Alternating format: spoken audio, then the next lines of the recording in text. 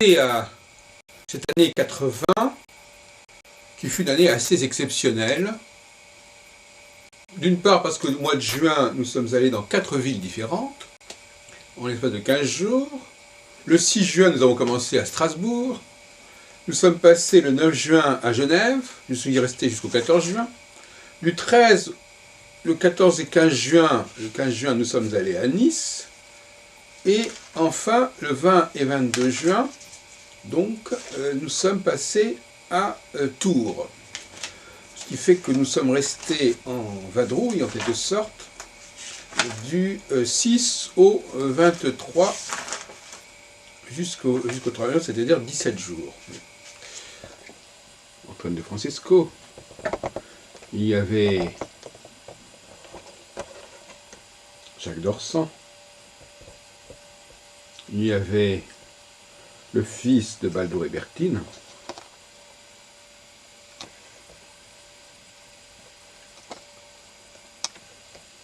et il y avait Juliette Duroucher, qui avait participé notamment à Aquarius sous la nouvelle ère du Verseau.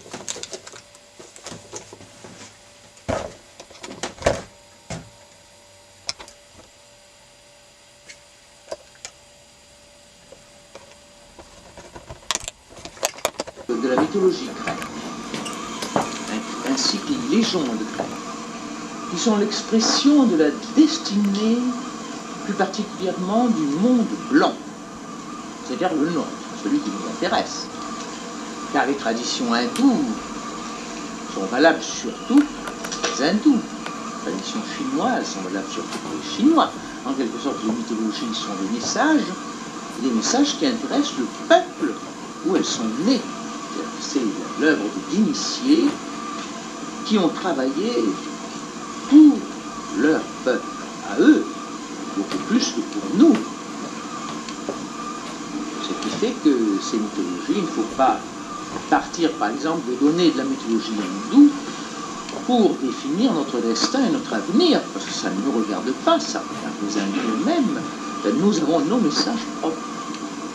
Et ces messages propres, vous les trouvez dans la mythologie, dans la Kabbale, dans les évangiles, car toute religion est à base cosmogonique, y compris la religion chrétienne.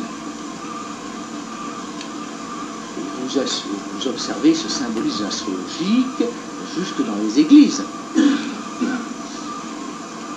Par exemple, l'autel est décoré de 7 cierges, de groupes de 7, qui rappellent le chancelier à 7 branches des Israéliens.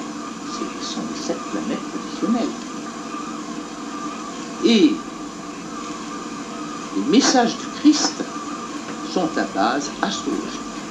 Ce n'est pas de l'astrologie individuelle, c'est de l'astrologie politique, c'est-à-dire le destin. Parce que qu'est-ce que la politique? La politique, c'est le destin des nations, ou le destin de l'humanité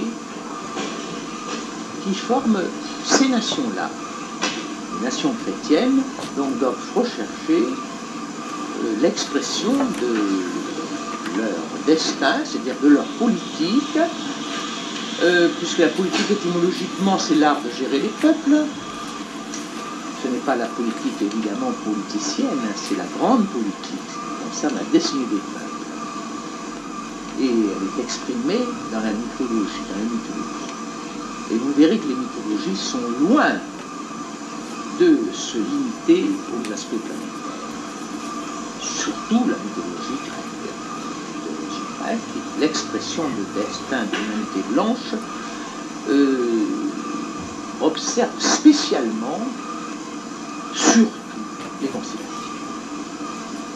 C'est-à-dire en quelque sorte que pour l'astrologie individuelle, pour le destin des gens, vous pouvez très bien vous limiter au système solaire avec ses différentes planètes, surtout les planètes légères. Quand vous vous adressez à des hommes qui ont une action politique sur le peuple, à ce moment-là, il faut faire entrer en ligne de compte les planètes transsaturniennes, les planètes lourdes, qui jouent, parce que les planètes mentales, Et elles agissent énormément sur le caractère des gens qui ne se contentent pas d'une vie végétative, mais qui ont une action sur les plantes, c'est-à-dire une très très grande activité mentale. Maintenant, si vous voulez faire l'astrologie des peuples, l'astrologie des groupes humains, l'astrologie des nations, alors il faut aller encore plus loin que les planètes de Bourg. Il faut aller au-delà du système solaire et tenir compte des aspects de constellation. Évidemment, puisque vous savez que c'est sur les constellations que jouent, n'est-ce pas, les airs qui viennent de l'assaut. Par exemple, c'est l'axe de l'assaut. Donc, à partir du moment où vous voulez faire un destin, les grandes lignes d'un destin d'un peuple, vous êtes obligé de tenir compte des constellations. C'est ce que faisait l'astrologie. Les astrologues anciens, d'ailleurs, étaient loin de se limiter aux planètes et aux aspects planétaires. Ils tenaient un compte extrêmement, ils donnaient une extrême importance aux étoiles. Nous sommes loin d'ici, de là. L'astrologie actuelle a tellement perdu, a été tellement oubliée que nous n'avons plus la connaissance des étoiles. Nous nous référons à quelques étoiles majeures comme Regulus, comme Spica, comme Sirius, mais nous sommes loin d'avoir les connaissances au point de vue de l'étoile des anciens astrologues. Autant vous dire tout de suite que c'est une raison pour laquelle l'astrologie mondiale est tellement tombée et elle essaye de reprendre maintenant, mais nous avons énormément de choses à découvrir. Par exemple, en astrologie mondiale, ce qui joue et que je n'ai pas pu encore trouver, ce sont les occultations. Les occultations d'étoiles, les occultations de planètes, les occultations d'étoiles. Ça joue un rôle majeur dans l'astrologie mondiale. Personne ne s'en occupe.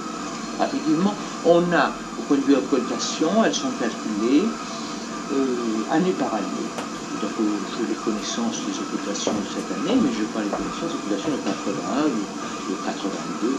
Et ça, j'ai demandé que des astronomes me les calculent, mais c'est très difficile à obtenir de vrai travail. Oui, eh bien, je n'ai pas de micro, c'est ennuyeux. Hein. Bon, alors pour vous dire que l'astrologie mondiale est assez balbutiement, car il faut faire entrer en compte un tas de facteurs qui ne sont pas calculés, qui sont méconnus ou inconnus tout simplement, et alors on ne fait pas un travail aussi complet, aussi assuré qu'on le voudrait. Maintenant, il faut se référer, l'astrologie mondiale tient compte, actuellement, on tient compte par habitude des lunaisons, des ingresses, c'est insuffisant, largement insuffisant. Le seul repère que nous puissions avoir, qui est à peu près sûr, ce sont les grandes conjonctions et d'oriphorie.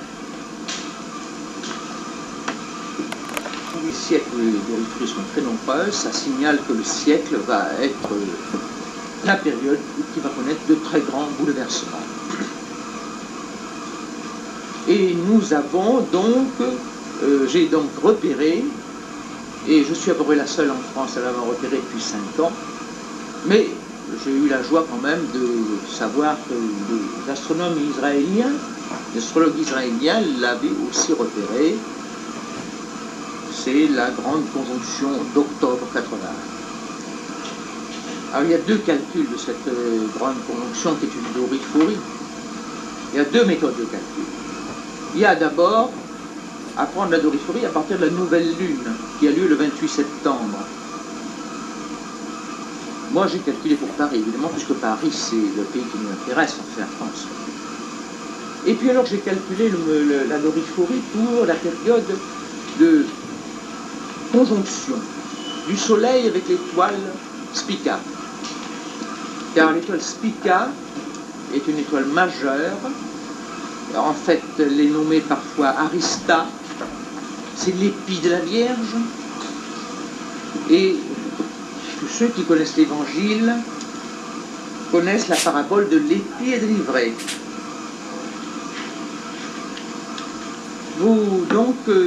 Et en même temps, cette planète Spica, que l'on appelle Arista n'est pas autre chose que la planète, n'est pas autre chose que la fameuse divinité d'Astrée, Astrée, qui symbolise la justice immanente, l'équité, la justice divine. Vous savez, peut-être en mythologie grecque, la fameuse légende d'Astrée, n'est-ce pas, lorsque se terminent les âges d'or, et que commence l'âge de fer, qui est l'âge du Kali Yuga, Astrée, épouvantée par les crimes qui règnent sur la Terre, quitte définitivement la Terre et va se réfugier dans la galaxie de la Vierge, parce que la constellation c'est une galaxie très importante, puisque c'est la sœur de la Voie lactée, et que toute la Voie lactée, d'après les astronomes actuels, toute la Voie lactée, avec son cortège de constellations et de planètes, se dirige à une vitesse folle vers la galaxie de la Vierge. Tout le mouvement planétaire et se fait en direction de la galaxie de la Vierge actuellement. Donc, tout ce qui concerne cette galaxie et les étoiles qui s'y trouvent représente pour notre destin une énorme importance. Alors j'ai fait ces deux calculs, le calcul pour la lunaison, qui est déjà extrêmement intéressant, et j'ai fait le calcul alors pour la conjonction du Soleil avec l'étoile Spica. Je vais vous le chercher.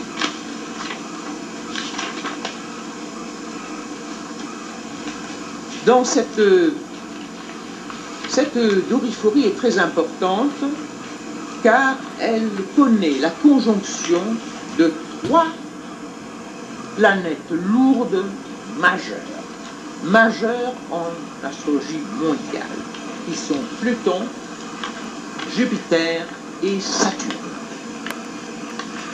Or, quel est le symbolisme de Jupiter, de Saturne et de Pluton? Jupiter, c'est le poids. Pluton, c'est le chiffre. C'est pour ça que vous trouvez des Plutons très importants dans les thèmes des comptables.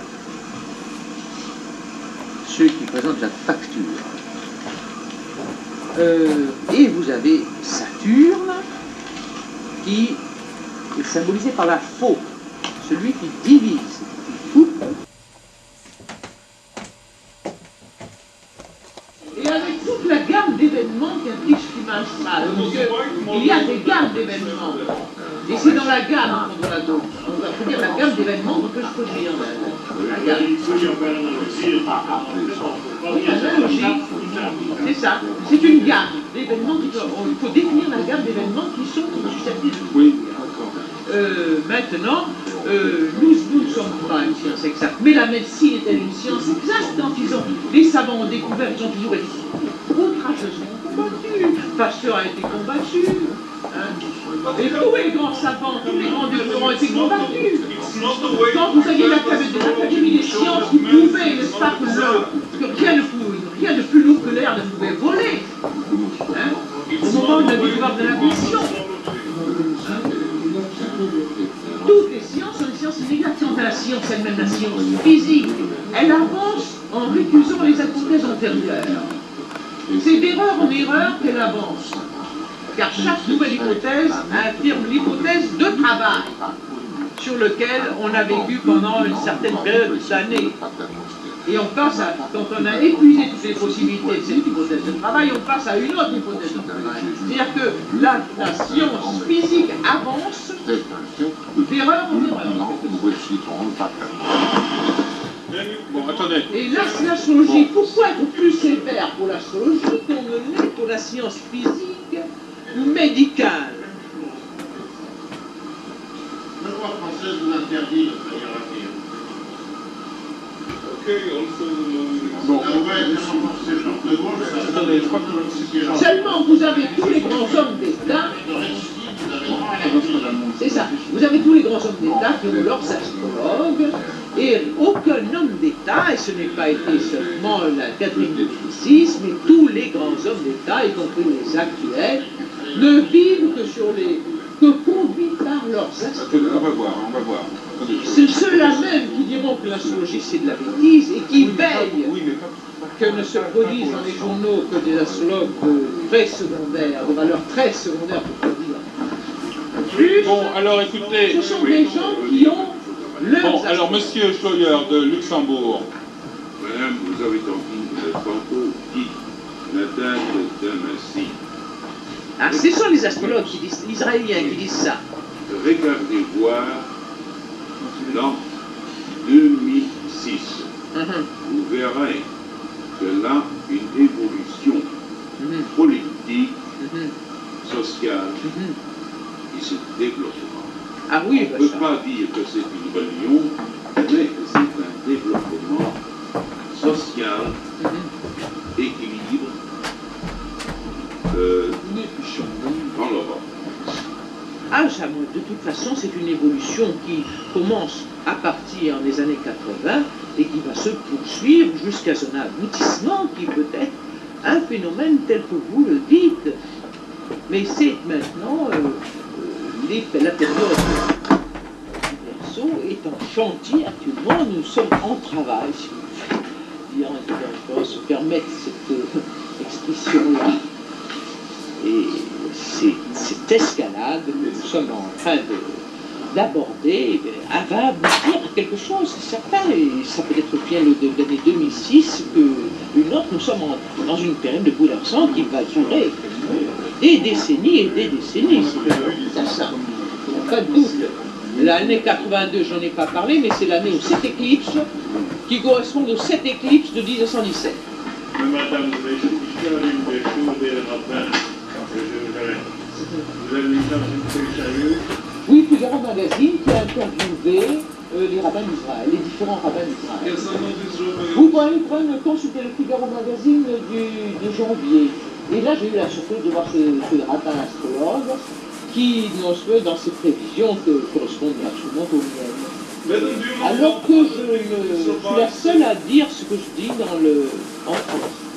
I come from Israel. Do you know about other things that these rabbis said?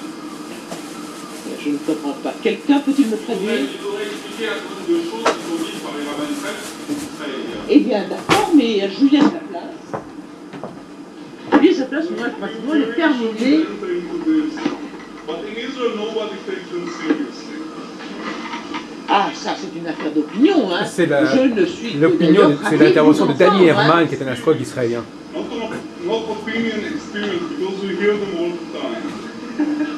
Ah, je vous laisse. We all hear them once in a few years, we hear them all the time. Eh bien, d'accord. You know, one day all Israel was shook because 3 rabbis had a dream. Ah oui, des rêves, ils ont eu des visions. Oui, il y a des rabbins mystiques qui ont eu des visions. No, Des rêves et des visions. Could you tell us a few things about these rabbis? but it's really not worth Okay. speaking. Okay.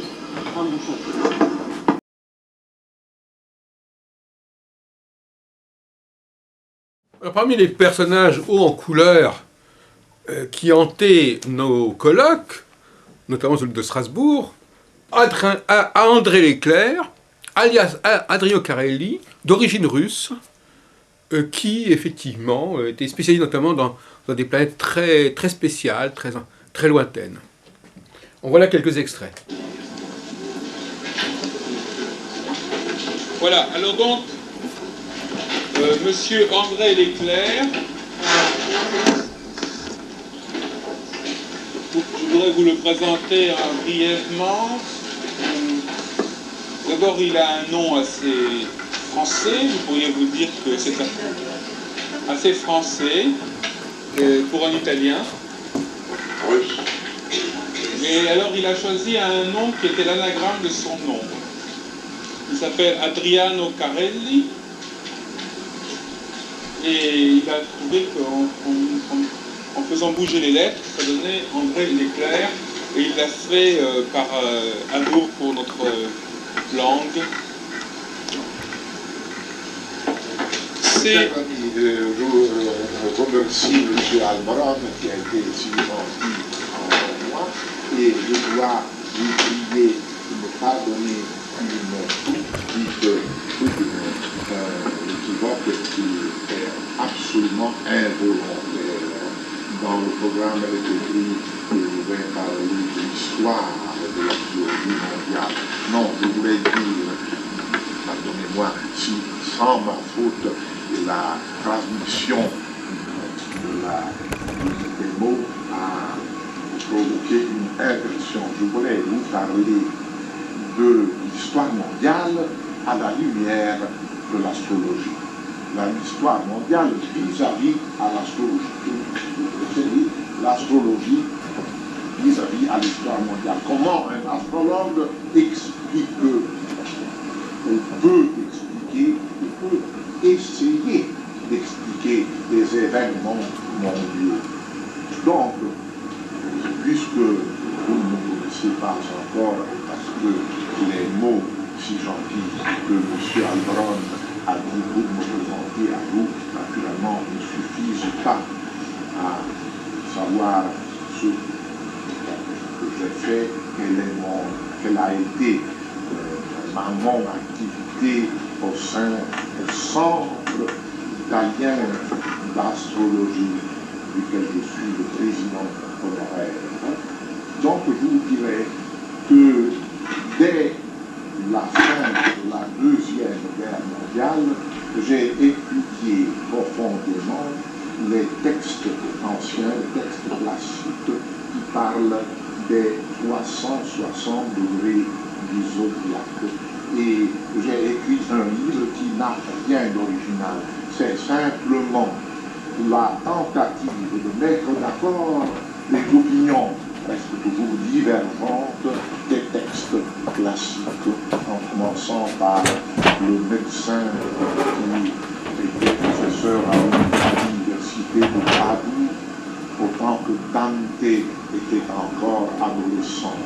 Pierre de Abano. La légende dit que Dante a pris des leçons d'anatomie et de physiologie de Pierre d'Abano. Puis il a laissé un manuscrit qui a été publié la première fois en Allemagne en 1490 et la deuxième fois à Venise en 1510.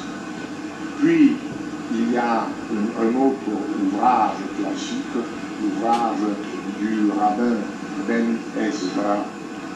Puis il y a enfin un ouvrage italien écrit dans un italien tellement barbare qu'on a honte de le citer. Mais nous ne sommes pas ici pour faire la critique littéraire ou globologique d'un texte.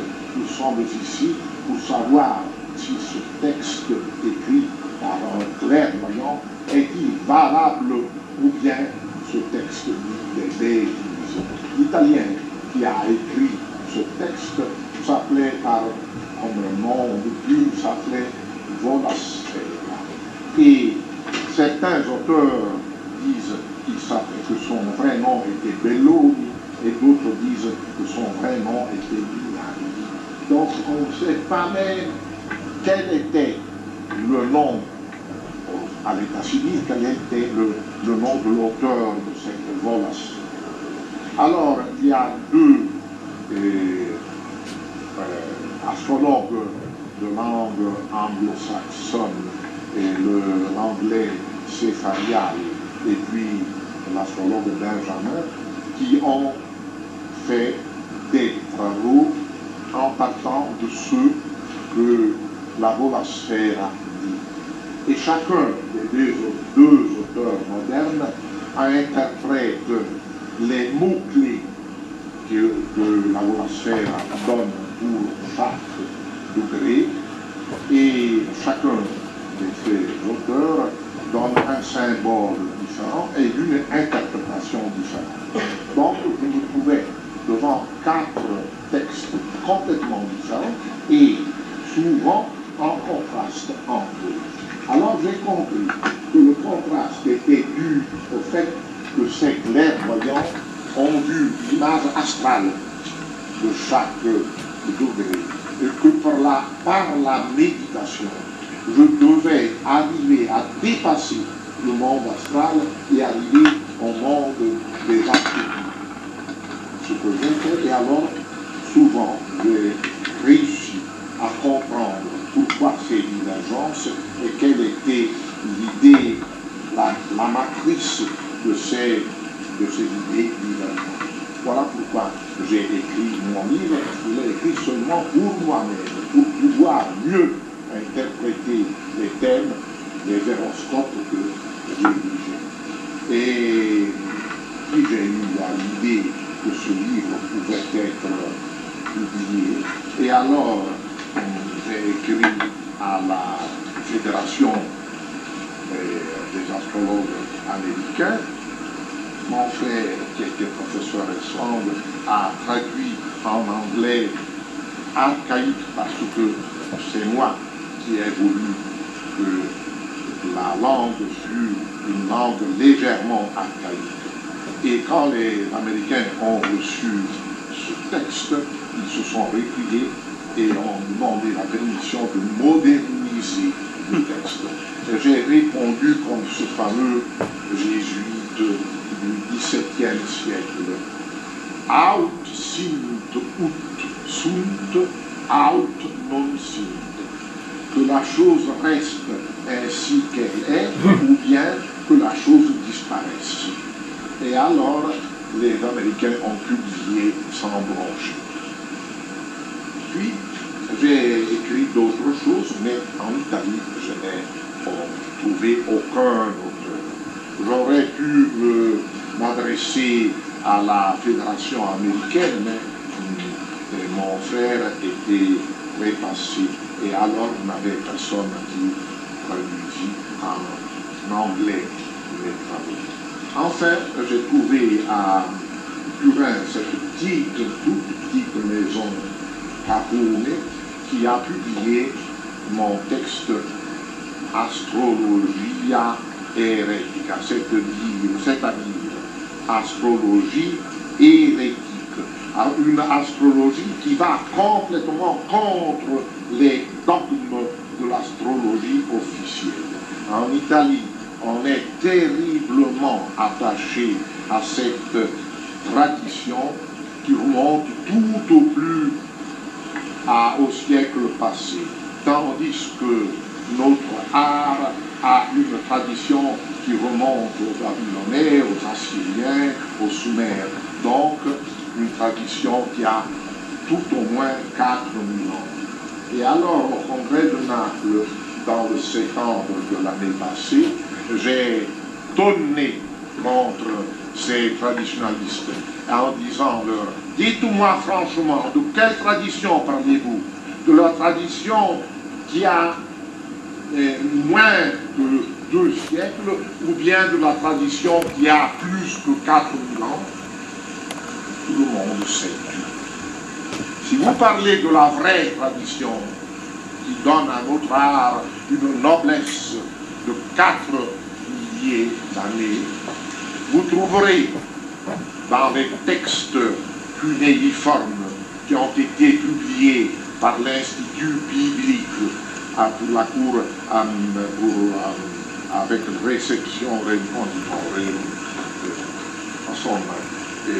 celui qui s'est occupé de l'édition, c'est un religieux belge, le révérend père Hilaire de Vinguève. Nous allons maintenant laisser la parole à Baldur Ebertin, le fils du célèbre Reinhold Ebertin, qui était venu également à Strasbourg. Graphischen Ephemeriden können Sie entnehmen aus dem Buch Das Jahresdiagramm. Concernant l'interprétation de ces graphiques, vous pouvez trouver dans le livre annuel publiant les diagrammes.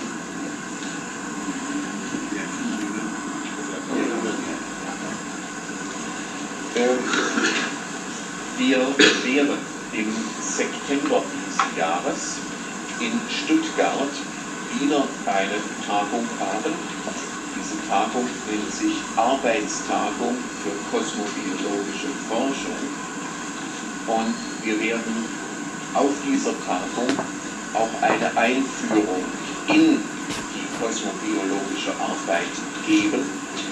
Und darüber hinaus möchte ich Sie auf ein Institutsprogramm hinweisen, das Sie hinten auch sehen können. Da werden auch Einführungskurse veranstaltet. Alors je voudrais vous dire encore, nous allons organiser au mois de septembre à Stuttgart un congrès astrologie. Ce sera un congrès qui aura pour thème le travail en cosmobiologie. Il y aura une introduction à l'étude du système et de notre méthode et la cosmobiologie. Et nous faisons également, ici, il faudrait des ouvrages sur les taux de recherche. Dann möchte ich Sie noch auf eine Zeitschrift aufmerksam machen, die die Nachfolge von unseren beiden früheren Zeitschriften darstellt. Das ist hier die Zeitschrift Meridian. Und diese Zeitschrift Meridian bringt alle seriösen Methoden, die gegenwärtig gegeben sind. Und ich möchte Sie auch zur Mitarbeit an dieser Zeitschrift einladen.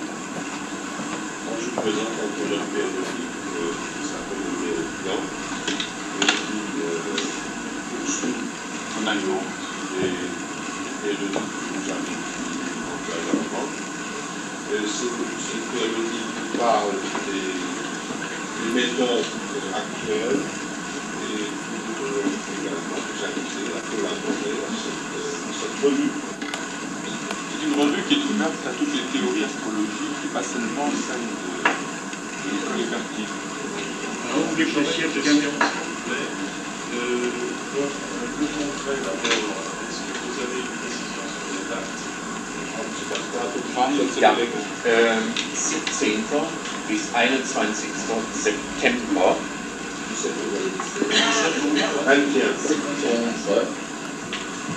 Et deuxième chose, est-ce qu'il y a des stages, des revues ou des livres qui ont été écrits en anglais ou en français En anglais, oui. Ja, die Kombination der Gestirneinflüsse ist auch in Englisch erhältlich.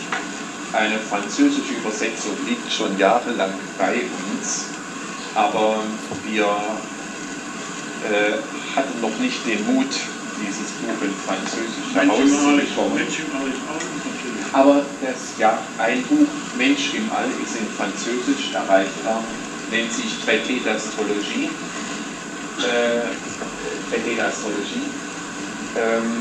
Das habe ich aber nicht dabei. Autre personnage que l'on retrouvait fréquemment dans ces années-là, dans nos colloques, Pierre Ickel, nous sommes toujours à Strasbourg, qui vient en voisin de Metz, et nous allons lui laisser la parole quelques minutes. Qui y attend les deux biens courants,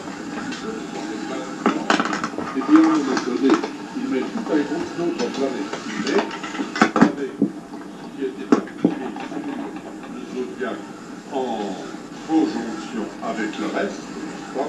Et alors à ce moment-là, bien sûr, vous avez une autre face, ça peut ne rien donner, comme vous venez de le dire à l'instant, M.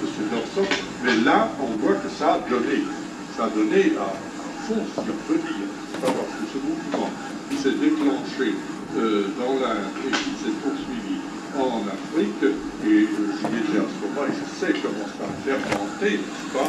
Eh bien, il faut, je pense, tout de même l'attribuer en grande partie à ces agglomérations. Voyez-vous, tout y est. Vous voyez là, Sextile, Uranus et Mars va rejoindre bientôt, pour accentuer encore davantage les choses. Bref, tout, n'est-ce pas? Tout le ciel est bloqué là sur cette ce milieu est fin du lion tropical, alors c'est pas toujours, je sais pas, et ça donne une espèce de déséquilibre à tout le ciel zodiacal, à tout le ciel, n'est-ce pas, et il se produit des événements qui sont tout à fait considérables. Il y a ceci qui a été extraordinaire pour moi d'abord. Pour moi, parce que vous avez vu ce matin que j'ai 3 planètes dans le Verseau et pas mal d'autres planètes qui sont douées là-dessus par Sextile, Trigone, etc. Eh bien, quand est-ce que je suis venu à l'astrologie? C'est exactement entre le 4 et 5 février 1962. Bien sûr, j'avais fait de l'astrologie avant, j'y étais préparé depuis 2 ans, n'est-ce pas? Eh bien, chez moi, je me suis dit,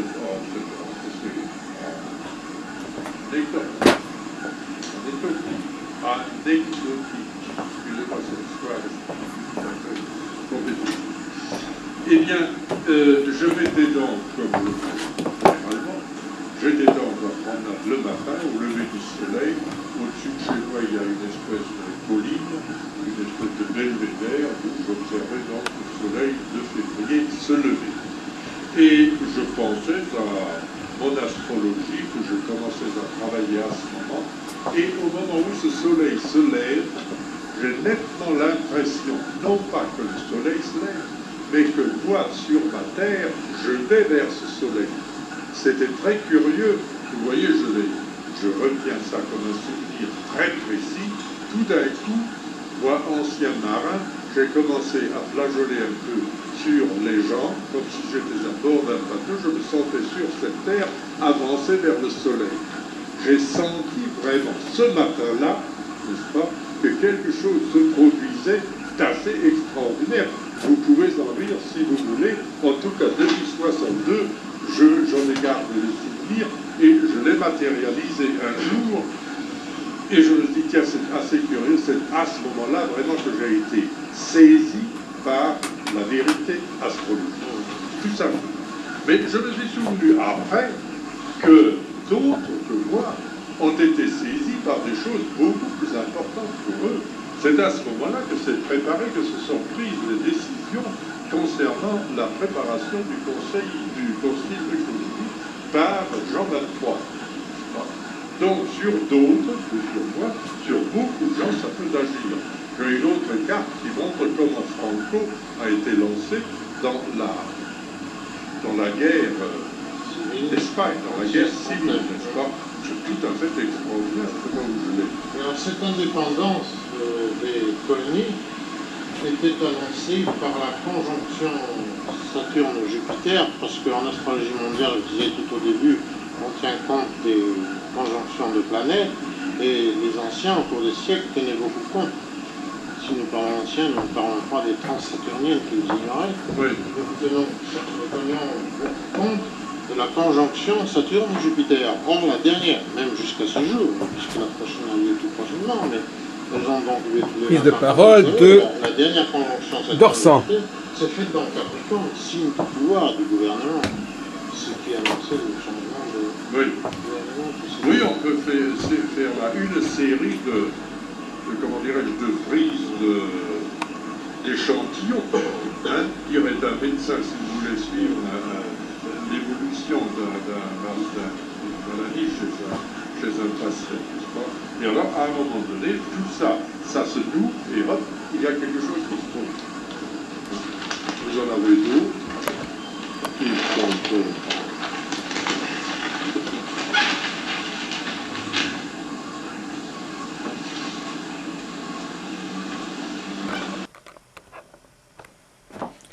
Et toujours parmi ces personnages qui venaient extrêmement fréquemment à nos congrès, bien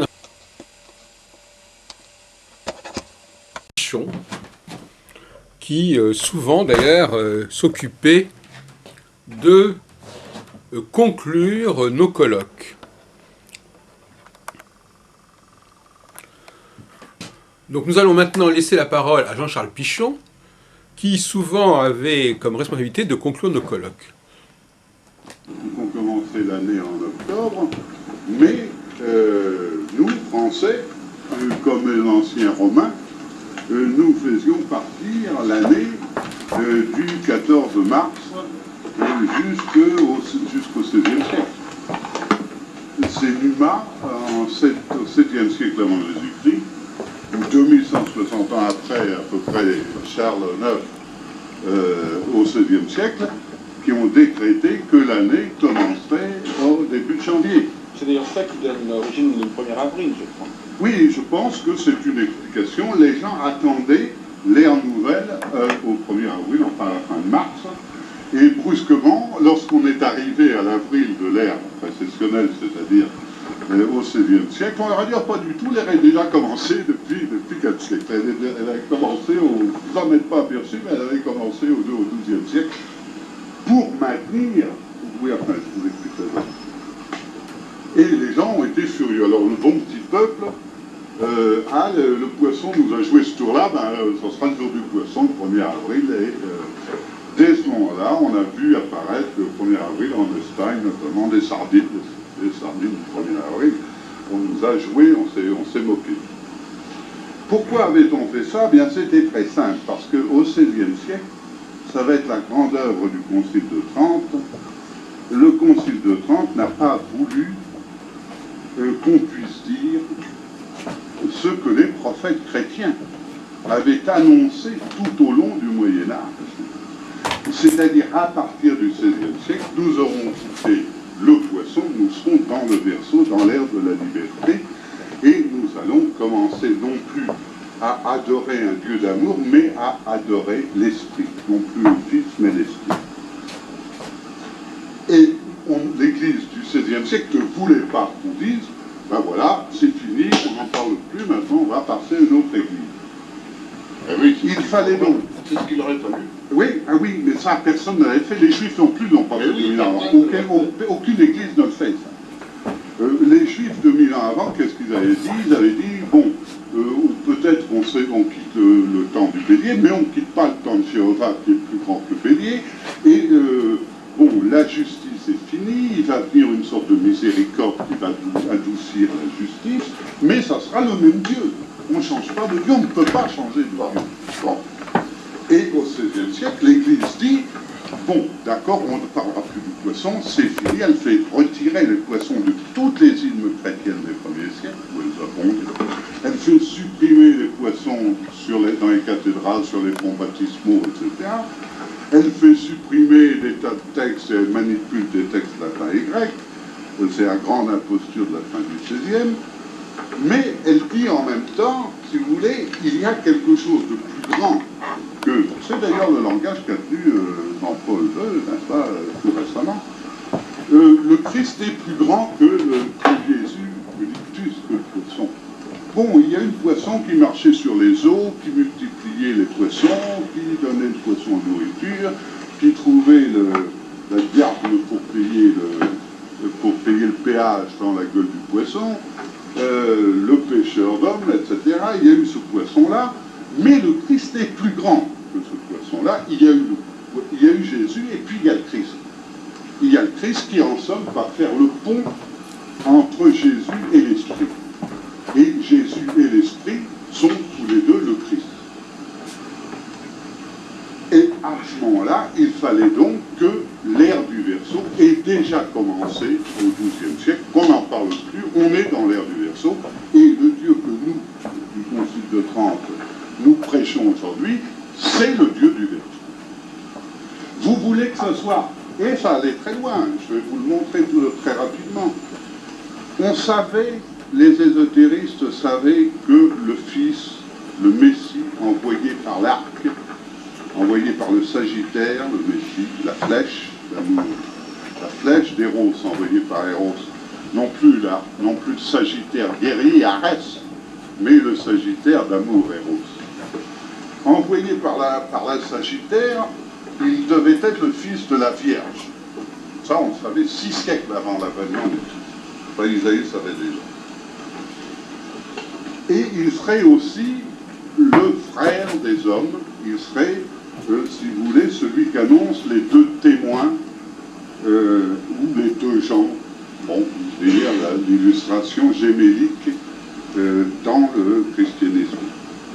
Et les mêmes ésotérismes, dès le XIIe siècle, savaient que le Dieu du Verseau, que le Graal, que le Saint-Esprit, que l'Esprit libre, serait par suite le fils du roi, le fils du lion, le fils du souverain, comme le Christ avait été le fils de la Vierge, qui serait envoyé ou porté par l'inconscient, par le Dieu intérieur, par le Verbe intérieur, comme Jésus avait été envoyé par le Sagittaire, par l'archer, et qu'il serait un Dieu créateur, puisque c'était un Dieu torique, et des papes, comme César Borgia, Alexandre Borgia du moins, adorait le Dieu taureau. Les papes, à la fin du XVe, avaient adoré des idoles païennes. Alors, puisqu'on sait que ce Dieu sera créateur, qu'il sera souverain, et qu'il sera un Dieu d'air, puisque le poisson avait été un Dieu d'eau, le bélier un Dieu de feu, le taureau un Dieu de terre, etc., eh bien, on va inventer la notion d'un souverain créateur céleste. Et le Concile de Trente est la création du souverain créateur qui évoque. C'est-à-dire la création très païenne, très naïf du Dieu du Verseau, ou du moins de celui de qui pourrait naître le Dieu du Verseau. Alors, autre personnage extrêmement présent dans nos réunions de la fin des années 70, Jacques d'Orsan, et nous allons encore lui laisser la parole, puisqu'il était venu, parmi d'autres colloques, toujours à Strasbourg. Il était venu depuis Nice. Alors, j'ai, grâce à l'aide de médecins, sages-femmes, et puis personnellement, par la suite c'était moi le témoin, assisté à des naissances en Afrique noire où le petit naissait chronomètre au poignet. Si véritablement la trutine d'Hermès avait une valeur, j'avais dit à mon ami accoucheur, lorsque je n'étais pas là et qu'il relevait l'heure, tu me donnes le sexe de l'enfant et tu me donnes 15 minutes de battement, tu vas me dire l'enfant est de sexe masculin et il est né entre 9h et 9h15 du matin, moi je vais te trouver l'heure exacte de la naissance. Évidemment, si vous appliquez la trutine d'Hermès comme elle est énoncée dans le Sotiloque de Ptolémée, comme elle a été transmise jusqu'à ce jour ici en Occident, Pseudo-Ptolémée. Aujourd'hui, on considère que le Sotiloque est une œuvre d'un astrologue arabe du 9e siècle. Oui. L'ascendant de la conception, c'est la lune à la naissance, ou à son opposé. La lune à la conception, c'est l'ascendant de la naissance, ou à son opposé. Mais je veux dire, quand on y réfléchit, vous n'avez pas besoin de passer, de perdre des mois ou des années d'études et d'observation dans une clinique d'accouchement. Il vous suffit de regarder les éphémérides avec soin, et vous allez vous apercevoir que dans la grande majorité des cas, il est absolument impossible d'avoir cette double interchange dans un délai rapproché de 15 à 20 minutes. Il faut que vous décaliez la naissance, parfois jusqu'à une demi-heure en avant ou en arrière, surtout si vous faites intervenir les règles de sexe d'après les petites divisions, comme Bellet, dans Prénatal Époque, l'a enseigné. Je dois dire d'ailleurs que Bellet, ce n'est pas parce qu'un homme a écrit beaucoup, ce n'est pas parce qu'il est très célèbre jusqu'à ce jour qu'il a forcément raison. Et ce n'est pas parce que les erreurs se répandent de plus en plus qu'elles deviennent vérité.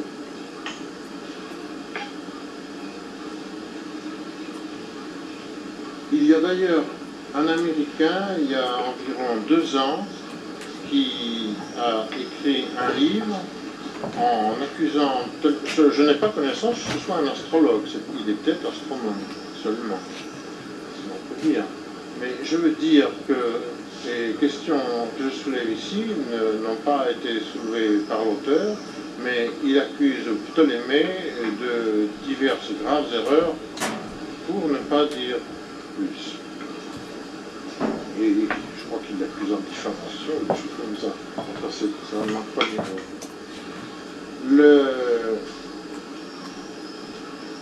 À la décharge de Ptolémée, et surtout de ceux qui ont cru devoir le suivre, il y a environ 17-18 siècles, du temps de Ptolémée, les deux zodiaques coïncidaient. C'est-à-dire le zodiaque tropical sur lequel vous travaillez, qui prend son départ là où nous voyons le soleil le 21 mars, et le zodiaque structuré sur les étoiles fixes. Or, nulle part dans l'Almageste, à ma connaissance, et nulle part dans Tétrabilblos certainement, nulle part,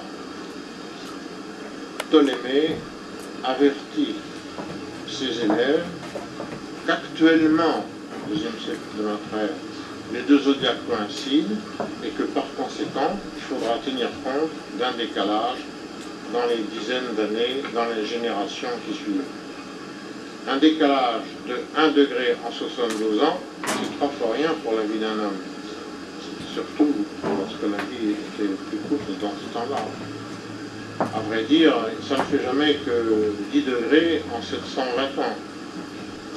Par conséquent, quand on a redécouvert l'astrologie, disons, au XVIe siècle, on s'est malencontreusement branché sur des traductions en latin faites généralement par des membres de l'Église catholique, des traductions de textes arabes. Il n'a pas été clairement indiqué quelles étaient les vraies bases du zodiaque. Or, à l'époque d'Hipparque, 2e siècle avant Jésus-Christ, jusqu'un peu après Ptolémée, 3e siècle après Jésus-Christ, pendant 4-5 siècles, vous avez un tas d'auteurs qui connaissent parfaitement Hipparque et sa découverte de la précision des équinoxes, qui rejettent le zodiaque d'Hipparque, comme il l'appelle, qui rejette le zodiaque qui prend son départ au point vernal, début du printemps, et qui continue à travailler sur un zodiaque structuré sur les étoiles fixes. Je donne de nombreuses références dans un livre qui doit paraître d'ici 2 ou 3 mois, chez Derby Livre, dont le titre est « Retour au zodiaque des étoiles ». Merci. Encore consacrer 5 minutes et ensuite M. Pichon va terminer le congrès parce que, enfin moi je suis pas pressé, mais je pense qu'on est peut-être, ça commence un peu à chauffer, c'est très bien d'ailleurs parce que ce congrès sur l'astrologie mondiale, il est bon qu'il y a un certain nombre de questions qui ressurgissent, je crois que c'est très positif. Alors encore des questions. How is it possible that two astrologers, looking at the same chart, can come to different interpretations? How is this? L'expérimentation, la cosmographie est une science exacte, comme les analyses biologiques que vous faites pour la médecine, tandis que le diagnostic du médecin, ce n'est pas science exacte, c'est science d'expérimentation. Nous, la carte du ciel, c'est science exacte, mais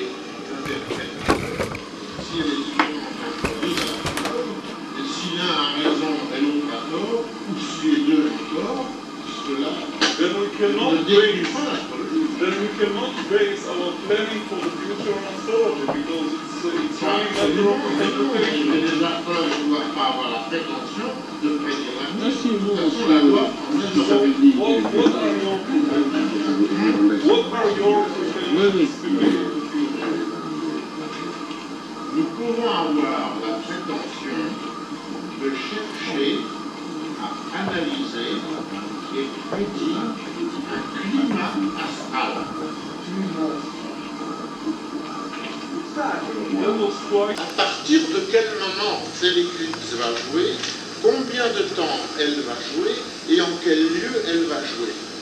Et hélas, pour ce qui est des années à venir, j'espère qu'il s'est trompé aussi. Enfin, mais alors, ce que je voulais dire pour en dire quelque chose de positif en quelques secondes, c'est que si nous étudions les conjonctions de planètes, comme les ingrèses, comme j'ai parlé hier, si vous pouvez trouver ce livre de Léon Lasson exclusivement pour étudier les éclipses, c'est un outil de plus.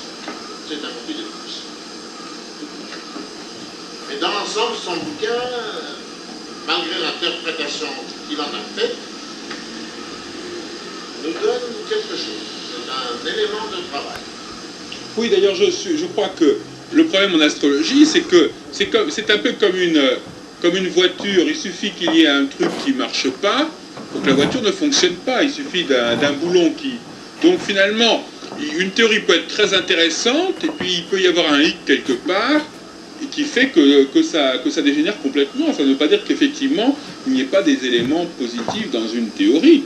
Et je dirais même pour terminer que il serait assez miraculeux qu'un astrologue arrive à faire une analyse sans faire une erreur quelque part dans tout un processus où il y a tellement de facteurs qui entrent en jeu.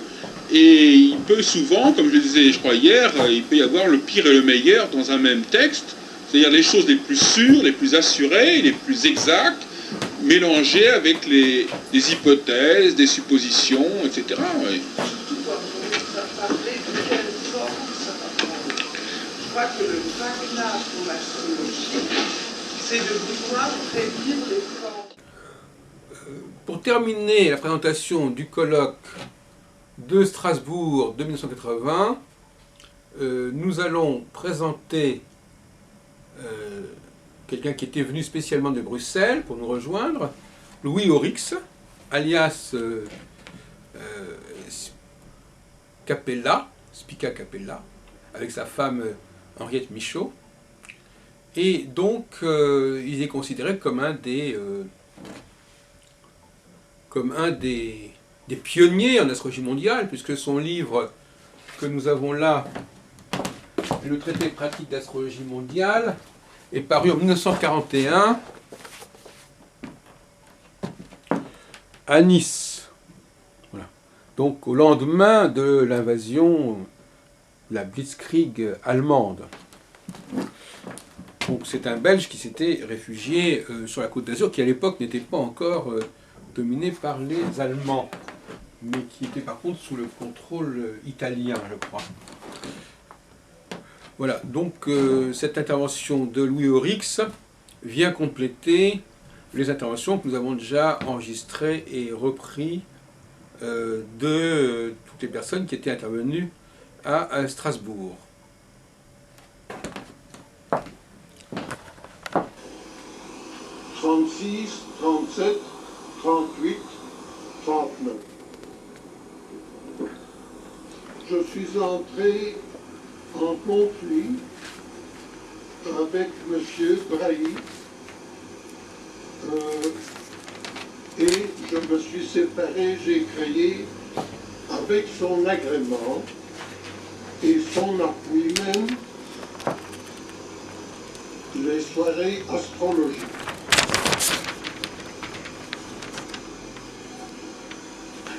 Il travaillait, lui, par lunaison mensuelle et par les ingresses solaires.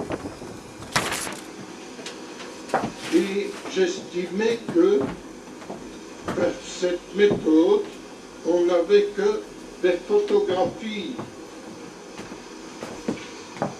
de l'histoire. J'estimais qu'il ne fallait pas tenir compte, au point de vue mondial, des planètes intérieures à la Terre. C'est-à-dire que le Soleil, qui donne la vie, Mercure, l'intelligence, Vénus, les sentiments, et la Lune, qui fait la démarcation entre l'intérieur et l'extérieur, et même Mars, qui n'avait qu'un cycle de 2 ans, s'adressait spécialement au vulgum pecus, à l'homme qui vit au jour le jour pour son porte-monnaie, pour son gagne-pain. Et que ça, c'est l'égoïsme, c'est le centralisme. Tandis que les planètes qui sont extérieures à la Terre concernent les collectivités et les générations. C'est ainsi que la plus rapprochée qui est Mars donne évidemment des conflits. Mais elle s'adresse également à certains végétaux qui ont 2 années de vécu, 2 années de vie. C'est-à-dire une année où elles font des réserves et l'autre année où elles donnent leurs semences.